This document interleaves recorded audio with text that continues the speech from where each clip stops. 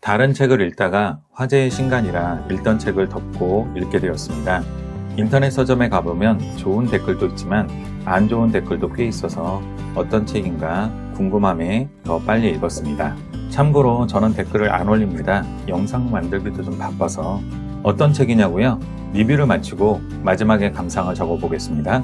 이유는 아시겠지만 영상을 끝까지 보게 하려는 얄팍한 의도가 있습니다. 아, 영상 끝에만 보셔도 되는구나. 이런. 저자는 마이크 베이어. 베이어는 사람들이 최고의 자아가 되려는 목표를 성취하도록 돕는 것을 사명으로 생각하는 라이프 코치라고 합니다.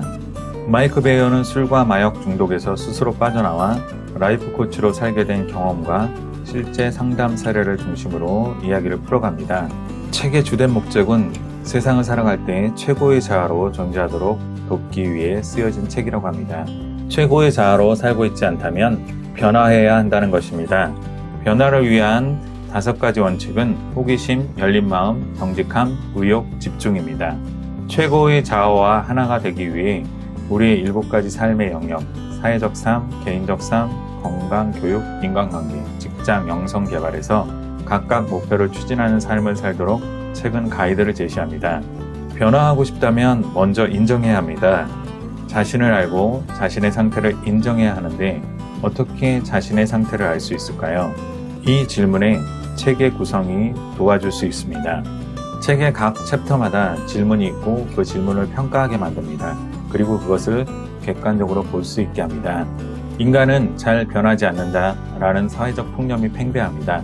인간이 변하지 않는다면 저자 베이어 역시 아직 무일푼일 것이고 필로폰에 중독되어 허덕이고 있을 거라고 말합니다. 인간이 변하지 않는다면 누구도 체중을 줄이지 못할 것이고 누구도 담배를 끊지 못할 것입니다. 인간은 변합니다. 많은 사람들이 변했습니다. 당신도 변화될 수 있습니다. 이 책의 출발은 나도 변할 수 있다입니다. 먼저 최고의 자아를 찾아야 합니다. 최고의 자아를 찾아내고 그 자아와 하나됨으로써 현재의 삶을 뜯어고칠 수 있습니다. 당신은 유일무이한 존재입니다. 당신은 이 세상에 둘도 없는 존재입니다. 당신이 자신을 충분히 괜찮은 사람이 아니라고 생각할 때도 당신은 충분히 괜찮은 사람이라고 단언해주는 하나의 확실한 진리가 있습니다. 즉, 당신은 당신입니다. 세상에 둘도 없는 유일한 사람입니다. 당신과 맞아떨어지는 성격상 특징을 빠짐없이 써봅시다. 모두 긍정적인 특성으로 써야 합니다. 최고의 자아는 당신에게 내재되어 있는 진정하고 진실한 것, 즉 진정한 자아를 가리킵니다. 부정적인 특성은 실제로 자신의 일부가 아닙니다. 순식간에 지나가는 덧없는 감정에 불과합니다. 우리는 차분히 앉아 자신의 좋은 점이 무엇인지 생각해 본 적이 없기 때문에 최고의 자아의 특성을 찾아내 쓰는 것이 쉽지 않습니다. 이 특성들을 찾아내고 서서히 받아들인다면 자신을 객관적으로 관찰할 수 있게 됩니다. 그림으로 최고의 자아를 자세히 묘사할 수 있습니다. 그림 솜씨는 중요하지 않습니다. 정말 중요한 것은 당신의 머릿속의 이미지입니다. 작가는 자신의 최고의 자아를 마법사 멀린으로 표현했습니다. 베이어의 최고 자아는 현명하고 친절하며 영리하고 사랑이 넘치며 똑똑한 존재입니다. 마법사 멀린은 불안감을 느끼지도 않고 실패할까 두려워하지도 않습니다. 저와 여러분의 자신의 최고의 자아는 어떤 모습일까요? 책에서 가장 흥미를 끈 부분은 반자아입니다. 책의 예화를 들어 반자아를 설명해 보겠습니다. 수자는 정체던 고속도로에서 꼼짝하지 못했습니다. 그날은 지독히 더웠고 에어컨은 제대로 작동하지 않았습니다. 그때 휴대폰이 울렸습니다. 여보세요? 그녀는 짜증 섞인 목소리로 전화를 받았습니다.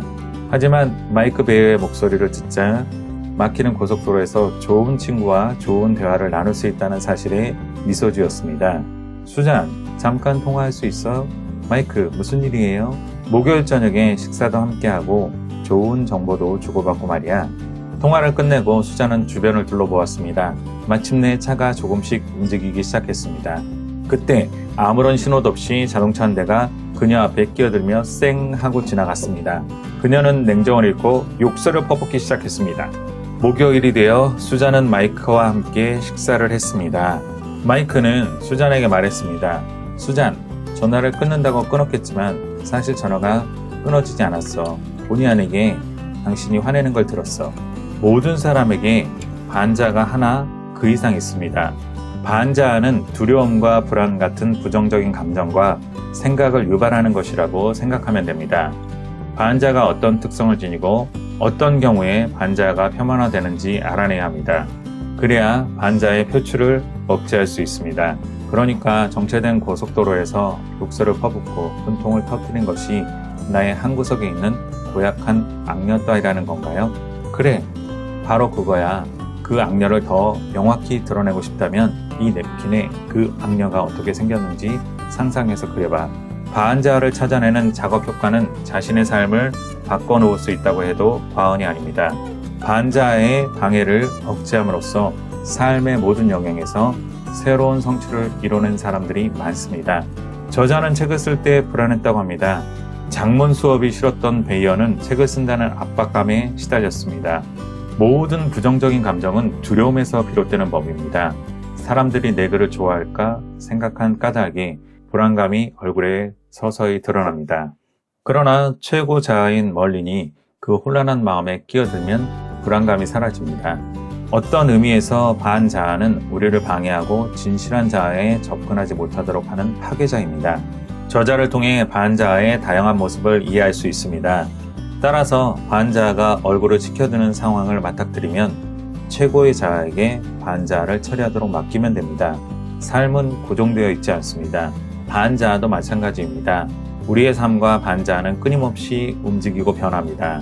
우리는 때때로 우리 자신을 되짚어보면서 반자아와 관련된 연습을 처음부터 다시 시도할 필요가 있습니다. 책이 나쁜 책이냐고 물으신다면 아니요입니다. 좋은 책이냐고 물으신다면 아직이라고 대답하겠습니다.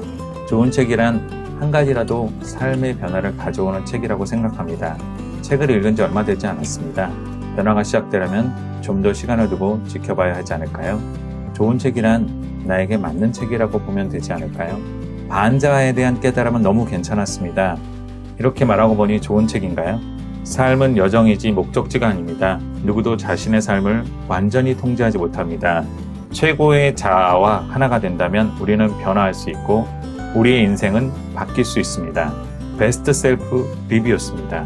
감사합니다. 복로드였습니다. 좋아요와 구독 부탁드립니다.